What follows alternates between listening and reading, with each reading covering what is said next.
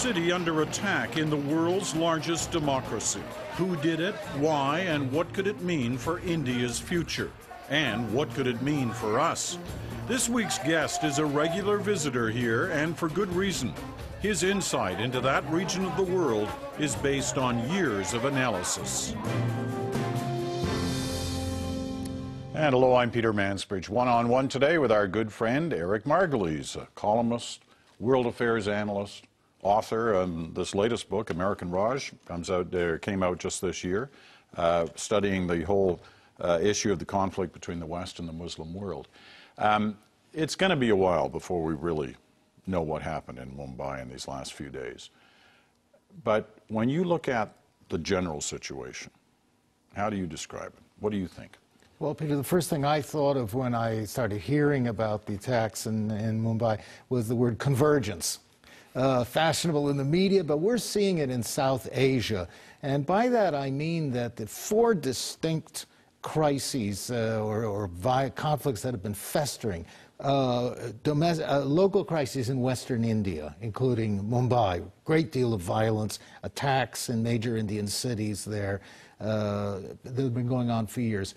The crumbling Pakistan with violence going on in the tribal area, the war in Afghanistan, and finally the conflict in Kashmir that's been going on since 1947, pitting nuclear-armed India against nuclear-armed Pakistan.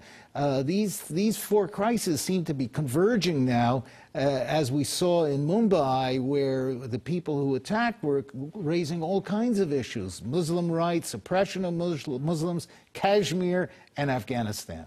Well, I mean, Canadians are familiar certainly with the Afghan story because of our own involvement there. But I find the Kashmir one especially interesting. I want to spend a few minutes on it because I think everybody knows the name, knows vaguely where it is, but they don't understand the story. And really it's not that complicated. So why don't you take us through Kashmir? What is the issue? Peter, when the British divided India in 1947, it used to be British Imperial, the British Raj in India. That's why I call my book American Raj, right, because I find America's rule of the Muslim world is much like Britain's rule over India, or domination. When the British Raj was divided, the British drew a line, but there was a beautiful mountain state in the Himalayas with lakes and forests and things that was majority Muslim but ruled by a Hindu ruler. And its fate was supposedly left up to its people to decide whether they wanted to join India or Pakistan, and most of them wanted to join Pakistan, but then the ruler said no, he's joining India, and there was violence and rioting, and the Pakistanis sent Pashtun tribes, and the Indians sent Sikhs and Gurkha troops up there, and there was fighting. And anyway, after a lot of fighting, Kashmir was partitioned, 2/3 to India, 1/3 to Pakistan. But ever since, they have been feuding over it. Pakistan says give them independence or let them join Pakistan, which most Kashmiris or Muslims want to do. India says no way, this is an integral part of India, and all the problems there are caused by terrorism. And they have fought 3 wars now over this province, this state. Wars, and as you say, almost continuous turmoil. And India uses a strong arm in Kashmir to keep it on their side.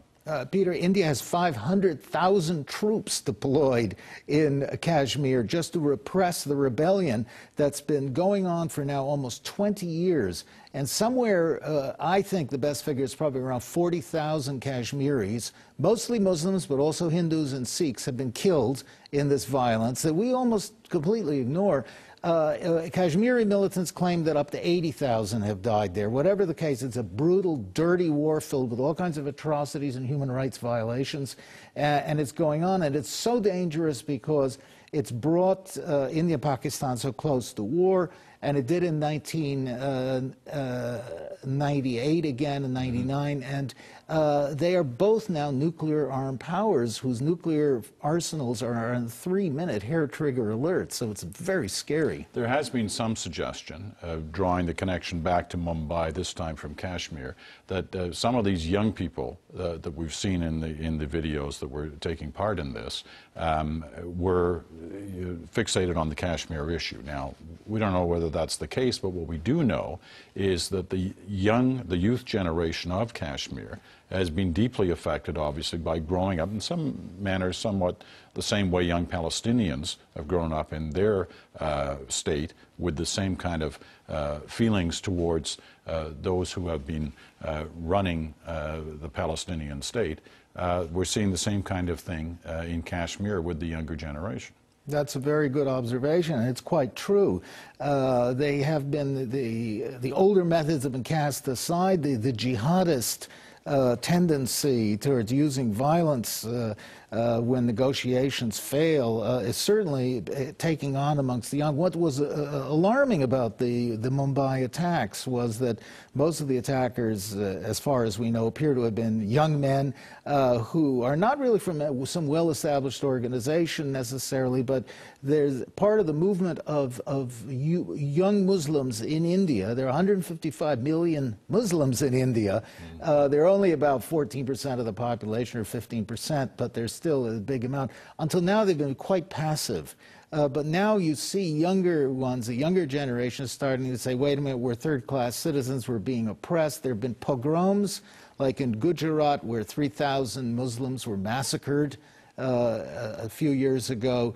There was a lot of communal violence. They want to use militant tactics now to confront India. It seems self-defeating, but they are imbued with this cause. Has there been any attempt by those outside the main axis of this story, in other words, outside of India and Pakistan, to try and resolve the Kashmir issue? In other words, UN, the United States, anyone? Well, there has been. There really nothing until after 9/11. Then the Bush administration put pressure on Pakistan and said, listen, you've been supporting these Kashmiri militant groups, declare them terrorists, which Pakistan dutifully did, a bad stabbing in the back, its own people who had been secretly supporting for so long. And the White House said, you know, make nice to India or else. There was some kind of back and forth between Pakistan, General Musharraf, and between India, but the problem was that there was no compromise, because India now had entire United States support. It was going to sign this nuclear pact with the United States. The Indians knew they held all the cards, so they were being very strong in their demands. They were not going to give any ground to Pakistan, and there was no way that India was going to allow their portion of Kashmir ever to go independent or be taken over by Pakistan. So, but now, for the first time, President-elect Obama has indicated that he is going to tackle this issue head-on, and I think he's to be applauded. I just hope he has the stick-to-itness